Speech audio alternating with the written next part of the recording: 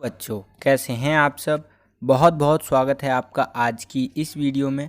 आज की इस वीडियो में हम देखने वाले हैं बच्चों क्लास 12th का जो आपका हिस्ट्री सब्जेक्ट है, हिंदी में बोले तो इतिहास। तो उसका ये MCQ क्वेश्चंस वाला ये वीडियो होने वाला है, जिसके अंदर हम चैप्टर 6 जो है आपका सेकंड बुक का भक्ति सूफी परंपरा नाम है इस चैप्टर का। तो इस चैप्टर के बच्चों MCQ क्वेश्चंस देखने वाले हैं फॉर आपका फर्स्ट टर्म एग्जामिनेशन जो होने वाला है उसके लिए। मेरा नाम है जयप्रकाश। तो चलिए वीडियो को शुरू करते हैं। तो देखिए बच्चों, पहला क्वेश्चन मैंने इस चैप्टर से लिया है आपके लिए MCQ क्वेश्चन, जो कह सकते हैं महत्वपूर्ण है आपके एग्ज़ाम्स के लिए कि अलवार संत किनके भक्त थे। ये आपको बताना है कि अलवार जो संत थे वो किनके भक्त थे। तो इसका जो सही उत्तर होगा बच्चों वो होगा अलवार संत जो थे वो विष्णु जी के भक्त थे। किनके भक्त थे? विष्णु जी के भक्त थे। तो आई होप कि ये फर्स्ट क्वेश्चन आपको क्लियर हो गया होगा बच्चों। आगे चलते हैं, अगला प्रश्न देखते हैं बच्चों। दूसरा प्रश्न क्या पूछा जा रहा है हमसे? दूसरा प्रश्न पूछ रहा है कि नैनार संत किनके भक्त थे। तो जो नैनार संत थे हमारे बच्चों वो शिव जी के भक्त थे। किसके भक्त थे? शिव जी के। तो आई होप कि दूसरा प्रश्न भी आपको समझ में आ गया होगा बच्चों। आगे चलते हैं, अगला प्रश्न देखते हैं बच्चों। तीसरा प्रश्न क्या पूछ रहा है हमसे? तीसरा प्रश्न पूछ रहा है बच्चों कि देवी की उपासना डैश से होते, मतलब होते यहाँ लिखा है लेकिन यहाँ पर ये होते नहीं, यहाँ पर होगा बच्चों पोते। ठीक है, ये पोते शब्द यहाँ पर आएगा। ठीक है, तो यहाँ पर पढ़िए दोबारा से कि देवी की उपासना डैश से पोते गए पत्थरों के रूप में की जाती थी।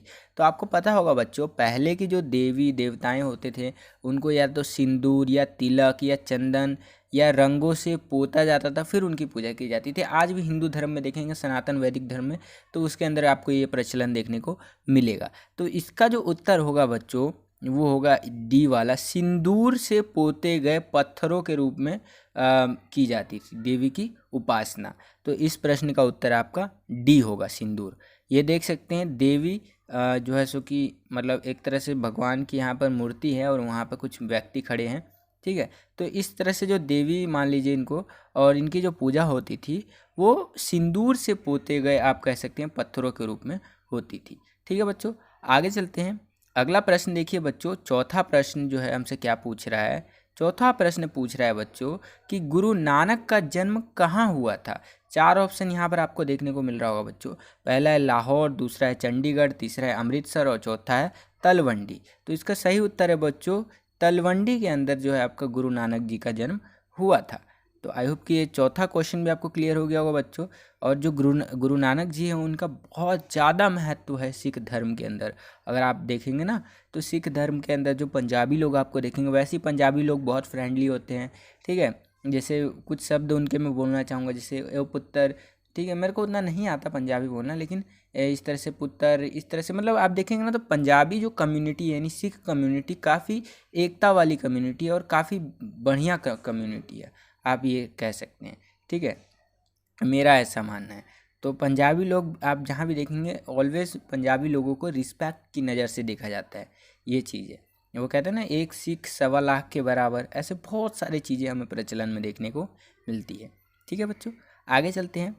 अगला प्रश्न देखिए बच्चों, पांचवा प्रश्न क्या पूछ रहा है हमसे? पांचवा प्रश्न पूछ रहा है बच्चों कि खानकाह का संबंध किसके साथ है। ठीक है, तो यहाँ पर भी आप चार ऑप्शन देख पा रहे हो बच्चों।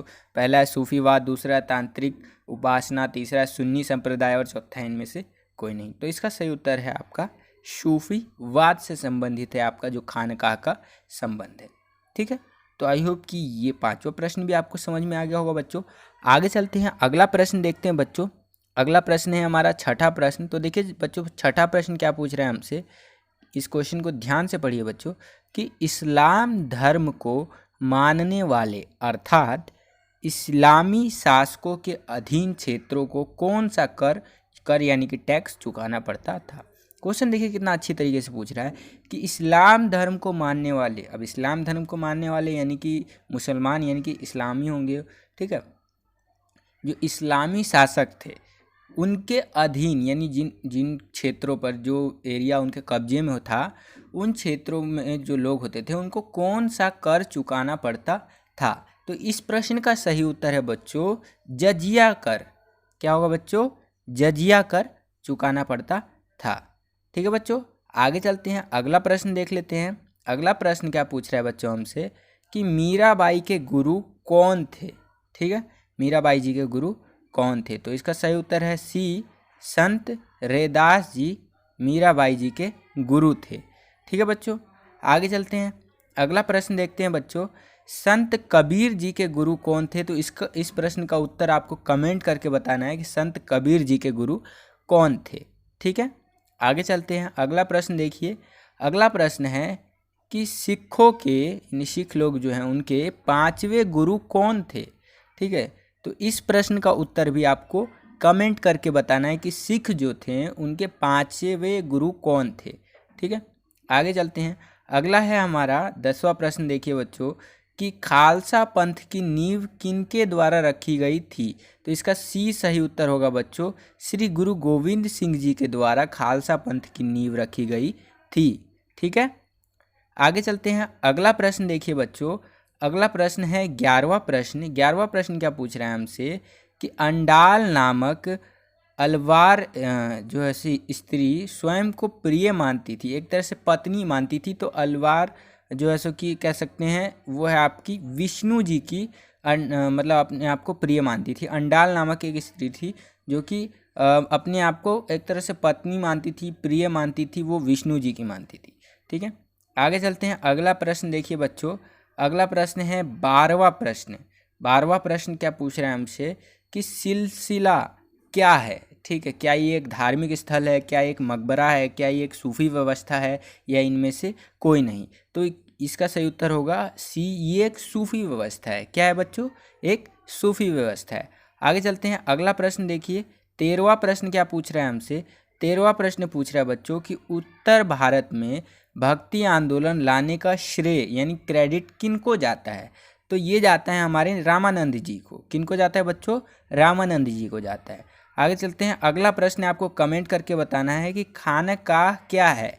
ये आपको लिख करके प्रॉपर बताना है, मतलब एक लाइन में या 2 लाइन में, जितने लाइनों में भी आपको पता हो वो बताना है कि खानकाह है क्या एक्चुअली में। ठीक है, तो ये कमेंट करके बताइएगा। आगे चलते हैं, अगला प्रश्न देखते हैं बच्चों, 15वां प्रश्न। 15वां प्रश्न क्या पूछ रहा है कि निजामुद्दीन औलिया की दरगाह कहाँ पर है। तो निजामुद्दीन औलिया जी की जो दरगाह है वो दिल्ली में है। ठीक है बच्चों, कहाँ पे है, दिल्ली में है। तो आई होप कि ये क्वेश्चन समझ में आए होंगे बच्चों। बस इस चैप्टर से मैंने इतने ही क्वेश्चंस लिए हैं आपके लिए। आई होप कि आपको ये वीडियो पसंद आया होगा बच्चों। अगर आपको ये वीडियो पसंद आया तो लाइक कीजिए इस वीडियो को। अगर आप हमारे चैनल पर नए आ गए हैं और हमारे चैनल को सब्सक्राइब नहीं किया है तो चैनल को सब्सक्राइब कर लीजिए और बगल में आपको बेल का आइकन देखने को मिलेगा, उसको प्रेस करके ऑल पे क्लिक कर दीजिएगा। इससे आने वाले हमारे चैनल पर नए वीडियोस की नोटिफिकेशन सबसे पहले आपको मिल जाया करेंगे। आज के लिए इतना ही बच्चों, मिलता हूं आपसे अगली और एक्साइटिंग वीडियो में। तब तक के लिए खुश रहिए, खुश रखिए सभी को। जय हिंद, वंदे मातरम।